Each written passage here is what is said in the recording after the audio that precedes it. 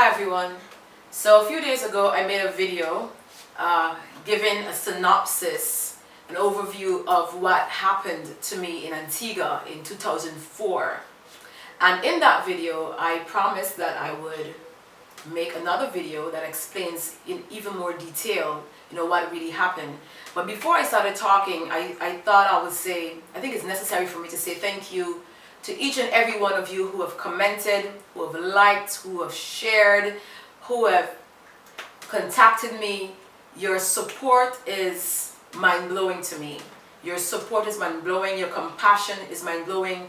The fact that you can own this situation as if it's your own and feel what I am feeling, as a mother or even as a human being, that means so much to me. Like, words cannot even surmount to what it really means to me. So I want to say, from the depths of my heart, I want to say thank you so very much for that. And I do need your support.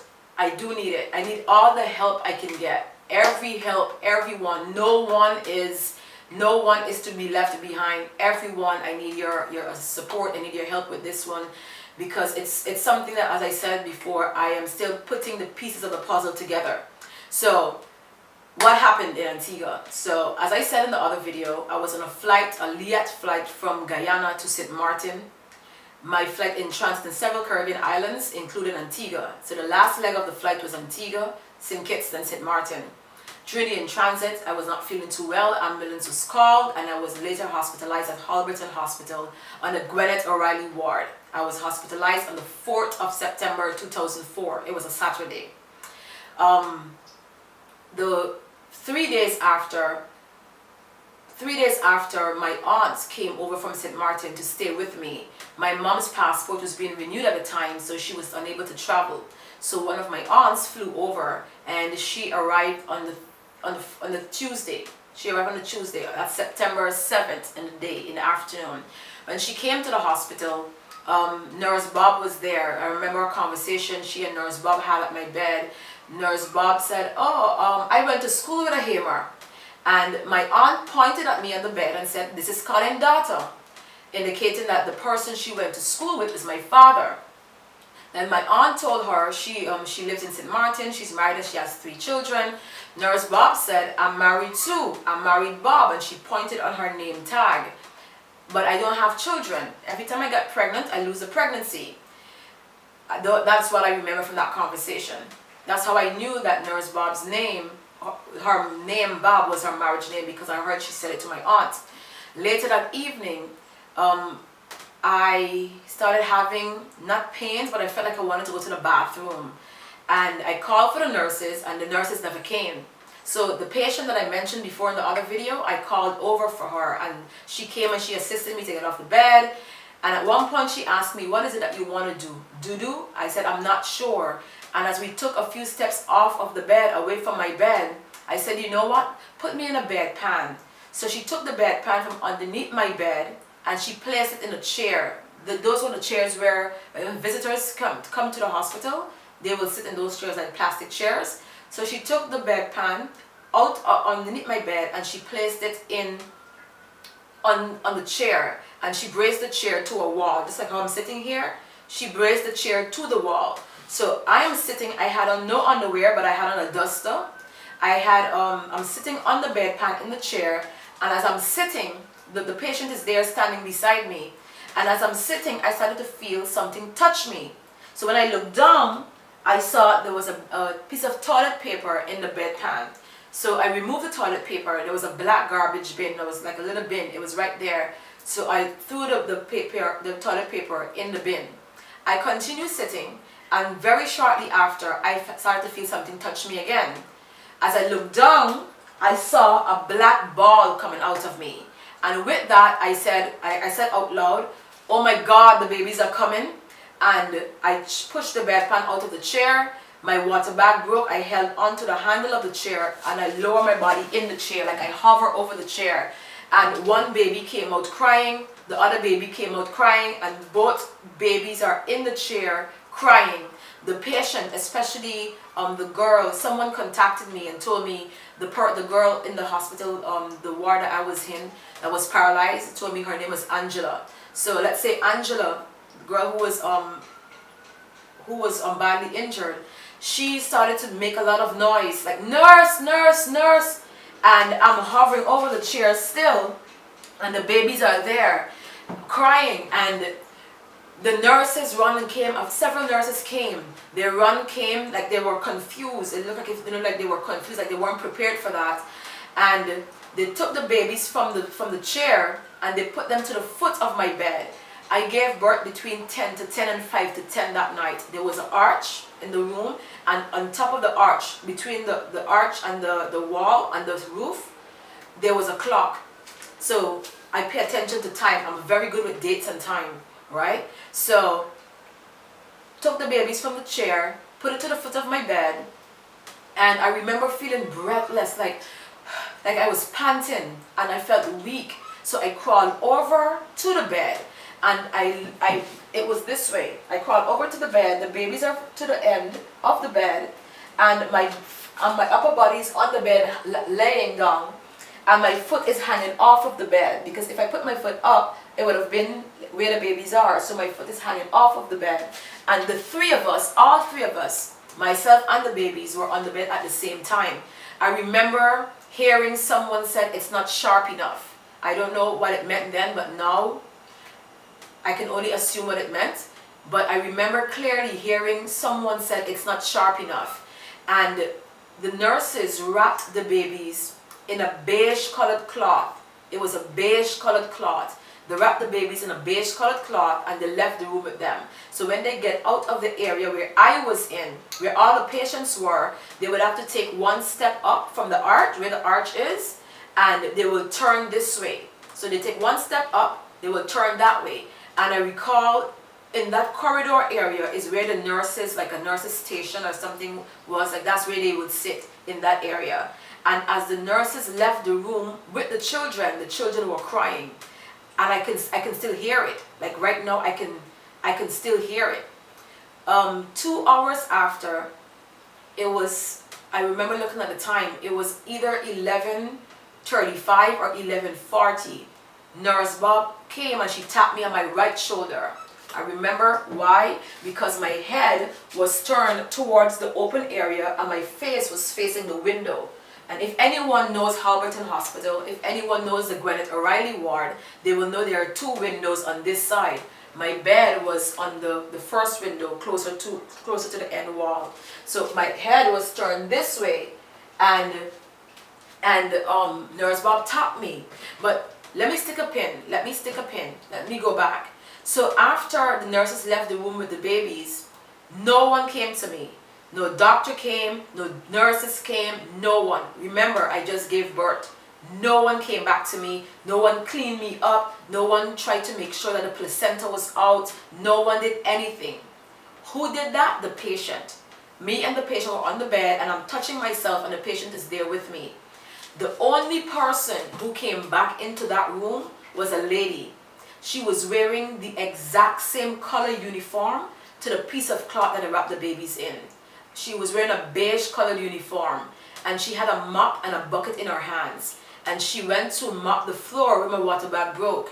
And at one point, as she was there, she saw the patient helping me, and she looked at the patient with scorn, and she said, "What are you doing? Like, what are you doing?" And I asked her to clean me up. And that person, that lady with a mop and a bucket, she handed the patient a pair of gloves to put on. She handed the patient a pair of gloves to put on to clean me up. Then after I remember falling asleep. I was shivering. I had fever. I fell asleep, and Nurse Bob came and woke me and told me the babies died. She said, "The babies died. You know they want to live." And I asked her. They asked me, "What is it that I wanted?" And I said to keep them until my aunt come in the morning. And that was about midnight time. My aunt arrived to the hospital very early in the morning. I'm not too sure what time it was, but it was very, very early. It was far from visiting hours. So my aunt ran into the room the next morning, which is the Wednesday morning on the 8th of September. My aunt ran into the room and she's like, Keoma, everything okay? Everything all right? I couldn't sleep last night. You okay?" And the security guard came and told her it's not visiting hours as yet and she cannot be in the room. So my aunt went around the hospital, went around the building, and she came to the window where my bed was close to. And she said, I told her, I said, the baby's born, you know. She said, yeah. I said, yeah, but they died. And I remember that moment because it was the first time I felt any form of emotions towards the death of the children. Because my aunt, I saw tears in her eyes. Her hair was braided, single braid. She had on a shirt. I'm in that space right now. She had on a shirt with buttons up front, a collar, a sleeveless shirt. My aunt is very dark, and I remember seeing goosebumps on her hands and tears was in her eyes. And I said, I asked them to keep them until you come, so you can make a decision. That same morning, the doctors wanted to know what was causing me to be so sick. So various tests were being done. I remember being in a room where there was a Cuban doctor. I was on a stretcher. The stretcher was this way. The stretcher was this way. The doctors were this way. And right next to where the doctors are, like they were by a monitor. And right next to where the doctors are, there was a side door. But me being here, and there was also a door here. And I remember there was a Cuban doctor, a brown-skinned guy. He had a little bit of a belly. I remember he was looking at the monitor trying to figure out, I guess he was trying to figure out like what it was that he was seeing. And at one point I said, as me lying on the stretcher, I mumbled, I said, I have Peutz-Jeghers syndrome. He was like, what? Like he couldn't understand what I was saying, so I kept repeating it. So he came to me and I said, I have Peutz-Jeghers syndrome, but he still was not understanding what I was saying. So I spelt it. I said I have Peutz-Jeghers syndrome, Peutz-Jeghers syndrome. And he was like, oh, Peutz-Jeghers. And with that, Indian doctor, there was a slim, tall Indian doctor, also came from the side door, and they were both looking at the monitor. I'm lying on a stretcher, and I'm coughing blood, and I'm in pain, and I'm just in that whole state. The door that was in the front here, the door opened. A man came through the door. This man everything was black. I swore I was going to die, and that was a pastor coming. He had black hair, a tall, brown-skinned man, fairly handsome, black straight hair, black suit, black shoes, black tie, black shirt, black pants, black everything. He came. He looked at the monitor. He spoke to the doctors briefly, just like exchanged maybe a few words, and he came to me. He introduced himself as Dr. John. He said, my name is Dr. John. I'm the medical superintendent of the hospital. He apologized for the death of the babies, of the twins. And he said that should have never happened. And I remember him saying, he said he never knew that I was at the hospital. He never knew that I was there. He said it's only when things get out of hand is when they call him and when they let him know that was happening. The next thing I recall was being taken back into the Gwyneth O'Reilly ward where my bed is. Like screens were put up. The Indian doctor went with me. The Indian doctor, he was there with me. They put up like a screen and they started to prep me for emergency surgery. I remember the doctors, the nurses came, they shaved me, they made sure that I was good. And the next thing I recall was being on a stretcher in a corridor. My aunts and my aunt's cousin-in-laws who lived in Antigua, they were in the corridor. And I recall Dr. John saying, because Dr. John at the time was the medical superintendent and also the head surgeon at the hospital. So me being on a stretcher, I remember Dr. John saying, you know, like they don't have time, both of my feet is already in the grave. Like they're just gonna go and try to see what they can do for me.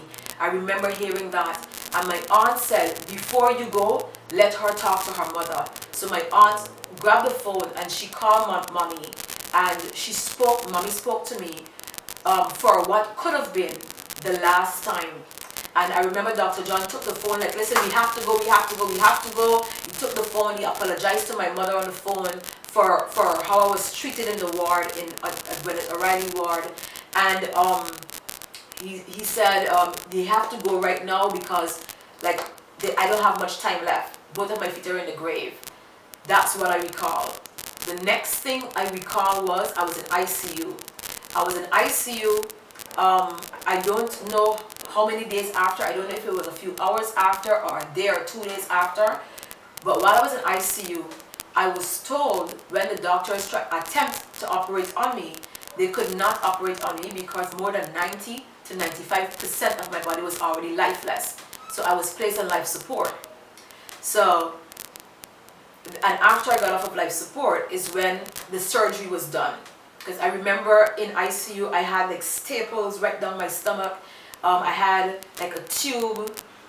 I had a scar, like an opening, an incision, but right here on the corner of my breast, like under my breast to the side. And there was a tube there which was connecting to, I don't know, like a plastic, like a glass case, but with water. The water was like a teal, light blue, baby blue, aqua, like an aqua color water, and it was bubbling. I had NG tubes in, I had tubes in almost every hole of my body. And while I was in ICU, I started asking, like where the babies are.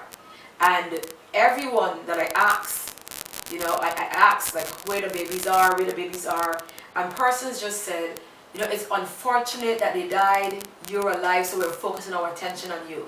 And I kept asking, I said, what time did they die? What was their cause of death? And my time in ICU, I kept asking all of these questions, like where were they buried?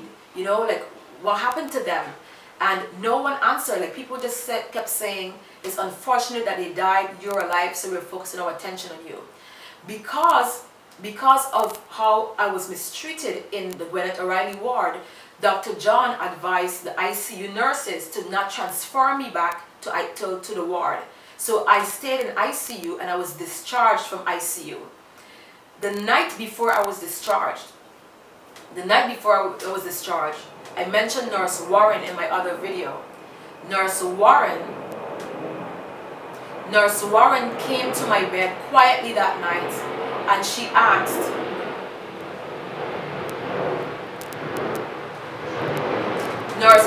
Nurse Warren came to my bed quietly that night and she asked me, she said, what really happened that night? And when I told her, she said, they born alive? I said, yeah, they were alive. Like they left the room crying. When the nurse left for them, they were crying. And she said, oh, and they said they were stillborn. I said, no, they were crying. They were alive when they were born. And Nurse Warren walked away from my bed. And that was it. I remember that conversation clearly. When I was discharged, the last 2 weeks, my mom came to Antigua. She got her passport. My mom came and my aunt returned to St. Martin. When I was discharged, my mom was there and we were given a bill for like 10,000 something EC. So my mom, because we know we were leaving to come back to St. Martin, my mom left one of the cousins that we met in Antigua. We hadn't known these people before. So one of the cousins' wife, my mom left her name at the hospital that in our absence, this person would be the person that would come to make the payment on our behalf. My mom and I had to stay in Antigua for a minimum of 1 week for checkup before I could leave. So I had checkup done, but not at Halberton.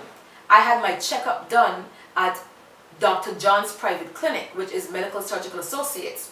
In fact, the only documentation I have here with me, the only documentation I have is from Medical Surgical Associates, not Halberton. I have this from Medical Surgical Associates. Why? Because when I returned to St. Martin, I was still sick. I'll talk more about that. I was still sick. And 2 months after, I had another surgery in St. Martin. And Dr. John provided me with a 1-page medical report as to why I was operated on and what the problem was. So this is all I have. A document, a 1-page letter, and Dr. John's signature is on it. Medical Surgical Associates. So my mom and I had my checkups done at Medical Surgical Associates for the last week that I was in Antigua. Dr. John did those. And my mom and I left Antigua on the 30th of September 2004. It was a Thursday. I was still very sick. My mom, we came home. It was a Thursday,